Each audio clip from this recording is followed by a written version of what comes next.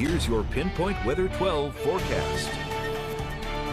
And of course, with Thanksgiving being next Thursday, a busy travel week ahead, we do have some weather to talk about, my 7-day forecast. So we'll see that in just a few minutes. But first, this is Newport. We have some weather to talk about right now, actually, that's currently happening. Some fog, clouds, some light rain, some sprinkles across the area. It's not really a big, storm or a big deal, but just be mindful of this as you're maybe heading out early this morning. This is, of course, the Newport Bridge in the background. You can kind of barely see it.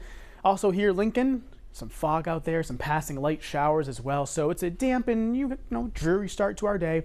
Temperatures on the mild side in the 50s. These are temperatures you normally see in the afternoon hours this time of year. Our average high is about 53. So it's a mild start, and our temperatures will actually be crashing through the day back into the 40s for the afternoon. As a cold front makes its way through, the winds will shift out of the west northwest and bring us some cooler temperatures. So my three key things: morning showers, giving way to some afternoon sunshine and clearing skies for the second half of the day.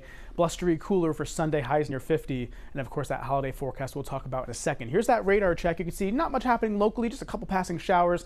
I'm going to widen the view though so you can see there's two areas of moisture that we're watching. The first is way off here to the east of Cape Cod. That's a steadier rainfall. That's with a low pressure system that's offshore, far enough away from us that we're not going to be seeing any major impacts from that. But a cold front off to the west is bringing some light shower activity across parts of western New England. So that's what we're looking at for the first half of today. You can go ahead and draw that out on the map for you. So there's that cold front.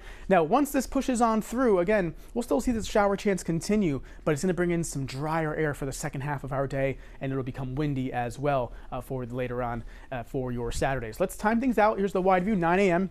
Notice again some light showers making their way through, but that clears out pretty quickly. Here's 1 p.m.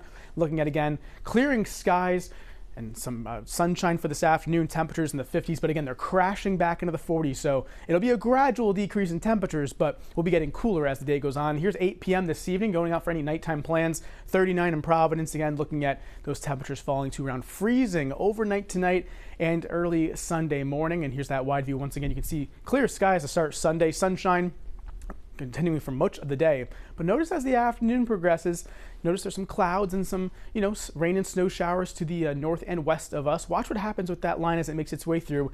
Can't rule out a couple passing sprinkles around dinner time for later Sunday. Most of the day is dry, looks fine, but just be mindful, these passing showers may last about 5-10 minutes or so for later on Sunday. Then it all clears out and we stay blustery right into Monday morning with some chilly temperatures as well. So here's that 7-day forecast, of course, featuring a very busy travel week.